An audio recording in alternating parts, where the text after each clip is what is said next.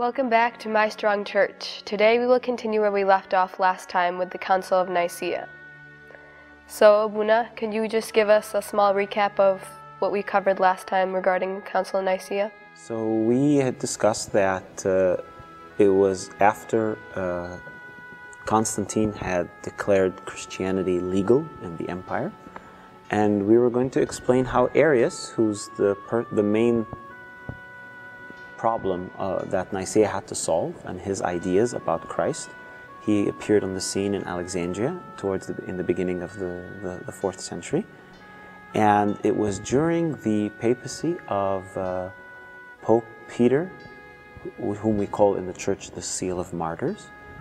He was the 17th Pope, and during his time, it was during the time of Diocletian, when he was persecuting the Church, and the history of the Church tells us that during that time, Arius started to tell people that Jesus was not fully God. So he's something in between, so sort of like something more than human, but cannot be completely God like God the Father. And his problem was, the way he thought about it, if we say that Jesus Christ is fully God and the Father is fully God, then we have two gods, and we cannot believe in more than one God. So his solution was to try and separate the Father from the Son. And then he also had another idea, which he sort of added to that. He said, well, therefore, there was a time when the Son was not. What does that mean? It just basically means that God has no beginning, but the Son has a beginning in time. So what he's saying is that there was a certain time before the beginning of the world when the Father was alone, and then he made the Son, created the Son, and then with the Son he created, or through the Son, he created the world. So that was sort of the idea that he started spreading, and he was a very talented speaker, a very good person with sermons, and he was very popular in the church in the way he spoke, and he was also very talented musically, and he started to spread his teaching through, church songs, and people started to sing them, and people started to listen to what he was saying. So during that time of Pope Peter, he basically excommunicated him, and he said, you can't teach this in the church. But then at some point later, Pope Peter got arrested by Diocletian's soldiers and all that in Alexandria. So the governor of Alexandria was ordered to arrest Pope Peter and to execute him. And it's during that time that Arius, when he realized that the Pope who excommunicated him was about to die, and he said, well, I need to be cleared of this excommunication. So he went to him in his prison and he asked for a blessing, and basically at that point Pope Peter gathered his two disciples at the time. One was Archelaus and the other one was Alexander. Those were two of his disciples, and he said, never accept Arius back into the church. I saw a dream yesterday where I saw Christ with his clothes torn, and I asked him, who did this to you, Lord? And the Lord looked at me and said, Arius did it, because he separated me from the Father. So Pope Peter basically told his disciples, you are going to become, patriarchs after me, and don't let him back into the church. So after Pope Peter was martyred,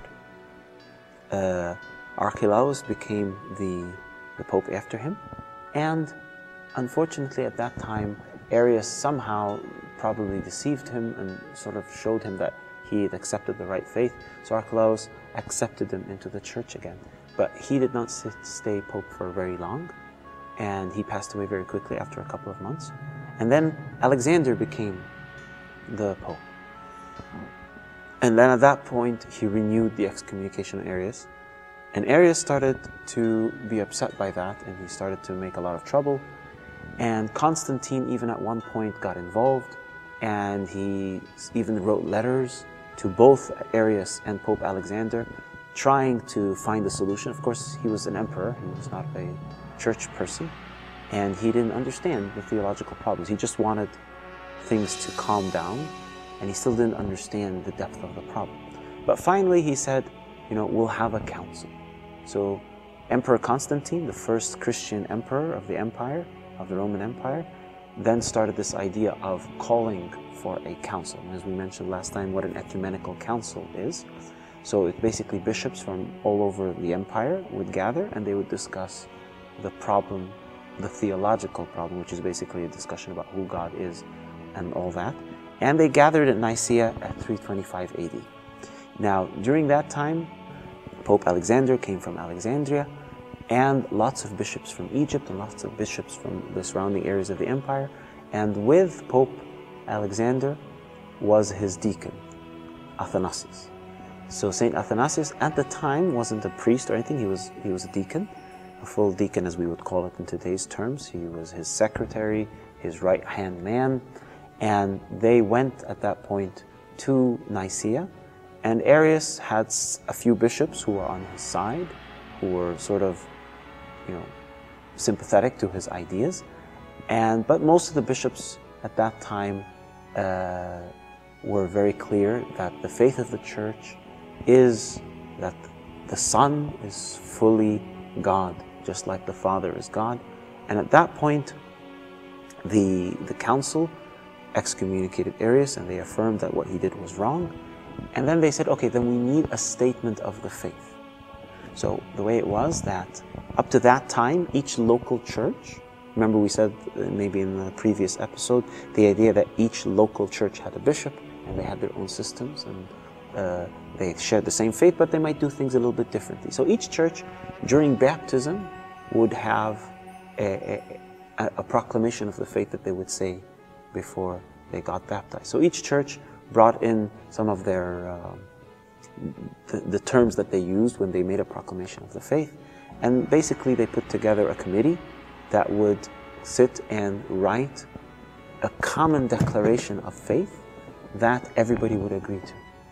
So Pope Alexander and Saint Athanasius, or Deacon Athanasius at the time mainly, and some other bishops were part of that committee, and they put together what we now today call the Nicene Creed. So the Nicene Creed is what we say at the liturgies, in every liturgy, and most of our services in church. We believe in one God, God the Father, the Pantocrator, creator of heaven and earth, so and so and so, until the very end. But the part they wrote at that time was not the full version that we know today. It was the first part. From the very beginning, we believe in one God, and all the way till the very end, where we would say, and he's coming again to judge the living and the dead, and then we say, and we believe in the Holy Spirit. So they mentioned the Father, the Son, the Holy Spirit. They didn't go into details about who the Holy Spirit was. That comes in a later council. But their big focus during that council was who the Son is. And there was a big emphasis, light of light, true God of true God, begotten, not created. What that means is the Son is born of the Father. He's begotten of the Father, but that doesn't mean he created him. And then after they wrote that declaration of the faith, they added a sentence in the end, and they said, and those who say there was a time when the Son was not, let them be excommunicated. Or the technical term that they used in Greek was anathema. That's a word that they use a lot. Anathema is just a Greek term, which in our church we mean excommunicate, no longer to be part of the church. So with that was Nicaea. They decided that this is the faith. This is what we believe in Jesus Christ as the Son of God.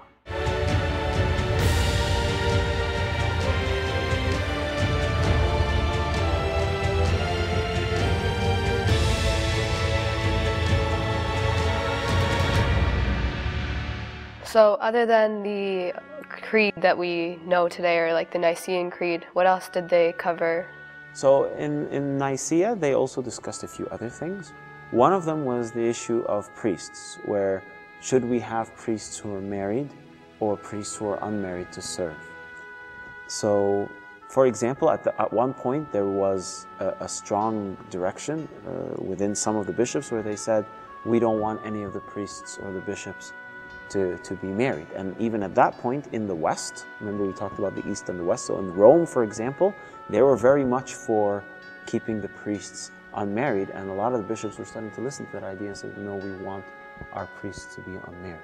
So then what happened from then until now? Because now we have married priests in our Well, church. at that point, during that council, that was settled, because it's interesting that also that comes from Egypt. During that time when they were discussing that, there was a bishop whose name was Paphnutius, and he stood in the council and he said, we cannot let this happen. We know that it is a heavy burden to expect all the priests to be unmarried, and this is an unfair burden. So we should allow them to be married. And the interesting thing was Paphnutius himself was not married, and he was speaking for that. And he was also what we would call a confessor, meaning that he was someone who was severely persecuted during the time of the persecution of Diocletian. He actually only had one eye. And the records of the history talk about how his very presence, when he talked about this, carried a lot of authority with it, and a lot of people were in awe of him as a great bishop confessor. And it seems that his opinion sort of swayed the whole opinion of the people at the council. So at that point, they decided we would let the people who wanted to become priests to be married.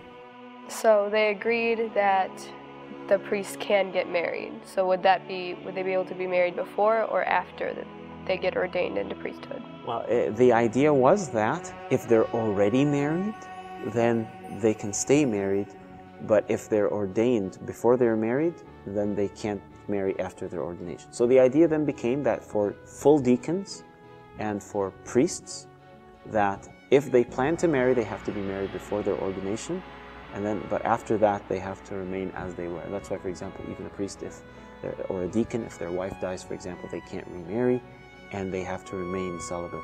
Or if they're ordained before they're married, then they remain celibate after the priesthood. But interesting, even at that point, the Western Church held on to the idea of a celibate priesthood, celibate meaning unmarried, and the East, even all the Orthodox, the Eastern and the Oriental Orthodox, the Copts, the Greeks, the Russians, until today, hold on to that tradition that priests who were married before they were married can stay married, where in the West, which is Rome and now the Roman Catholic Church, they still have this idea that the priests should remain unmarried. So is there anything else they covered at the council?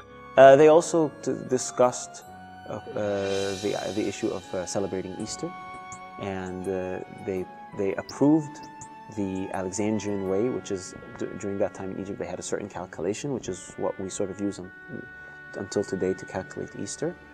And then there's some sort of, each one of these councils usually have some canons about church organization. So after this council, did the problem of Arianism, was that solved, or? Well, it was solved from the perspective of certain people, but there were some bishops who weren't very happy with it, and it was a little bit of problems for maybe almost like 50, 60, 70 years after, maybe even more than that, where there were still Arian bishops, and there are still people who held on to what Arius was saying. But for the most part, for the main part of the empire and the church itself was fully, they would say, Nicene, the people who accepted that, and they did not want to waver from it. The problem would come maybe from outside the church, for example, where some of the emperors, even though they were Christian, they would be Arian. And we would see some of these stories where Constantine's descendants, some of them would become Arian, and they would persecute the church because they didn't want them to stay on the Nicene faith. But finally, it takes a couple of decades. In some areas even, it takes centuries. And that's something that will come up later, because some Arian bishops eventually find their way into Europe. And some people, even though they were originally barbarians and became Christian, they would actually become Arian Christians. And it would take almost into the 6th, the 7th, and the 8th century in Europe when Arianism would finally die away little by little. But in the East, for the first 100 years after Nicaea, it was kind of a problem, but it dies out maybe earlier in the East. So following the Council of Nicaea, what was the history then led to? So that's 325. by 381, we get to the next council that happens. So people were saying, okay, fine, Jesus Christ, the Son of God, is fully God. Then some people came up, and they were led by a patriarch this time. His name was Macedonius. He was a patriarch of Constantinople, which is, as we said maybe in a previous episode, Constantinople now by this time is the established capital of the eastern part of the Roman Empire. So it's a very important city, sort of like Washington, D.C. today, right? The center of the whole power of the empire. And so Macedonius was the patriarch, and he came up with this other idea where he said, the Holy Spirit, okay, we'll accept that Jesus, the Son, is fully God. But the Holy Spirit, we don't have anything that says that he's fully God. So, and then other people started to follow that idea. And they said, well, you know what? We need to get a council again. So at that time, the emperor brings together the bishops again. And at that time in Alexandria, Pope Timothy was the bishop of Alexandria, or the Pope, or the Patriarch. All these terms, we use them for the Pope of Alexandria. And there was also a bishop of Antioch. His name was Meletius, and he was the head of the council at that time. And then there's also some famous names of bishops who were there at the time: Gregory of Nyssa, Gregory of Nazianzus. These were all very well-learned bishops. And as I said, those people who are well-learned, they're the ones who got together, and they carried the faith faithfully from before. And at that council, they excommunicated Macedonius, who was the bishop, or the archbishop, or the patriarch of Constantinople.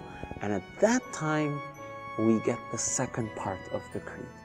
If you remember, we talked about Nicaea. They said, we believe in the Holy Spirit at the very end of the creed. And then they said, sorry. So this is where they bring in the specifics, or like the details for what we believe in the Holy Spirit? Yes, exactly. So what happens is, in the second part, they add the part that we know of, we believe in the Holy Spirit, the Lord, the giver of life, who proceeds from the Father, and they start to really, really emphasize this idea that just as the Son is fully God, the Holy Spirit is also fully God.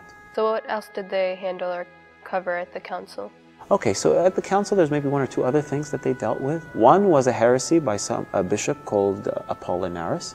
So Apollinaris was a bishop who said something that was kind of interesting, where he said, okay, we know that Jesus Christ is God, but he's also human.